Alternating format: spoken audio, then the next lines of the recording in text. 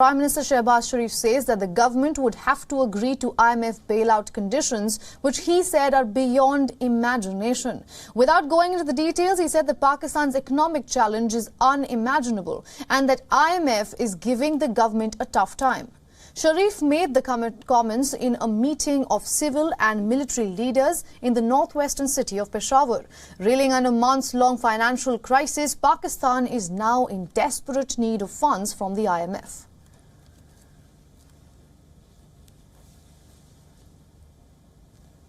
Delegation Islamabad में बैठा है और वो यकीनन फाइनेंस मिनिस्टर और उनकी टीम को बहुत टफ टाइम दे रहा है। मैं इस वक्त इस मौके के ऊपर तफसील में नहीं जाऊंगा, सिर्फ इस बात पर इत्तेफाक करूंगा इस हवाले से कि हमारा जो इसको इकोनॉमिक जो इट इज अनइमेजिनेबल और हमारी जो IMF के साथ जो शराइत हमने अपने पूरी करनी है वो इट्स बियॉन्ड इमेजिनेशन, लेकिन मजबूरी उसको करना है, हमने हर सूरत करना है। Now, the IMF had four major demands: market-based exchange rate, increase in electricity and gas prices, and additional taxes to make up for the revenue slippages, while containing the fiscal deficit to original program targets with adjustments for flood expenditure.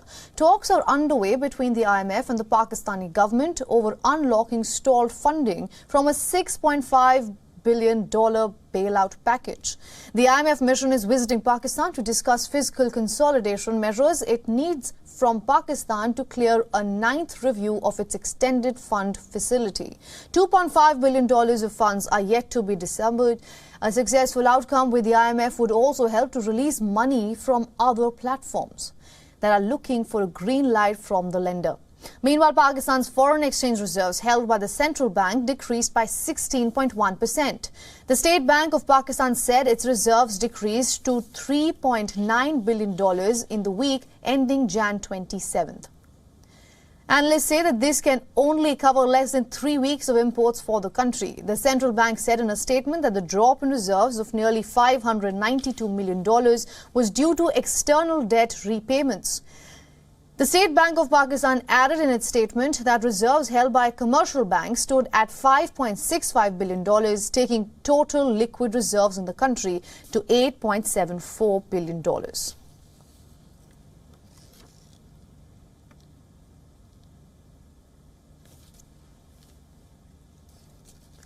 Now, for more on this, we are being joined by our Pakistan Bureau Chief, Anas Malik, who has been closely tracking all the developments.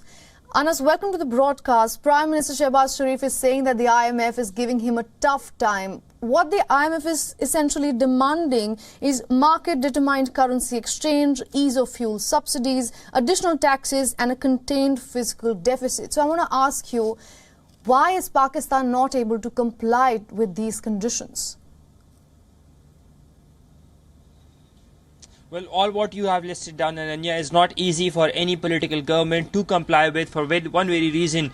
The burden of that would be transferred on the common people. That means they do not have a face saver as in whenever they go for elections. And that is something that would be an essential nightmare for any elected government. And that is the reason they are so reluctant on getting those subsidies removed from towards the public sector, or towards that are beneficial for the common man, be that be in the industries of agriculture industry or even in the petroleum sector. By and large, that has been the sticking point. The other problem is with regards to the tax collection bit. Pakistani state had estimated about 800 billion Pakistani rupees of tax collection in this fiscal year, and they've just achieved a little above 250 billion Pakistani rupees. So there's still a deficit for about 650 billion Pakistani rupees under taxes that need to be collected, and there is no roadmap for that. So the IMF has been pestering the Pakistani authorities to make sure that they live up to their commitment, and the easiest way to do that is to give up on the subsidies. So there is direct taxation on the people, of course the burden of which would be borne by the people, by the common man, which is not beneficial for any political party or any elected government. All right. Ananya? Now, Anas, you know, it is the 23rd time since independence that Islamabad has approached the IMF. The international body is taking its own course, of course. But I want to ask you, do you think the Pakistani government feels betrayed by the international community, namely its allies?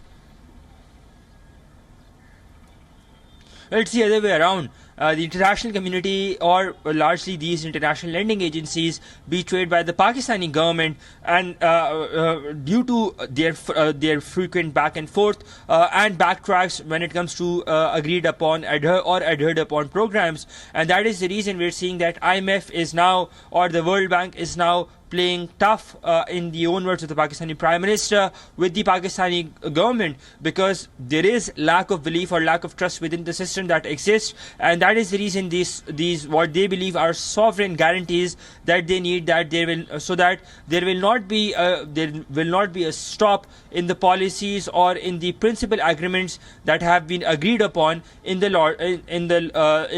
longer scheme of things. Of course, the other way around, if I look at it from the Pakistani government's perspective, they would feel betrayed, but then they really understand the real politics that is around, is that there is no US per se on their back, there is an international community on their back, because the interest in Pakistan, or by and large, has moved away from the region, from Afghanistan and elsewhere. It has moved away from the region, and it's now the resources are diverted elsewhere, and that is one of the reasons as well that Pakistani officials are seen complaining that they haven't really built or forged partnerships over the time, but rather they have been relying heavily on these allied states, and that has costed the country in the longer scheme of things. Ananya?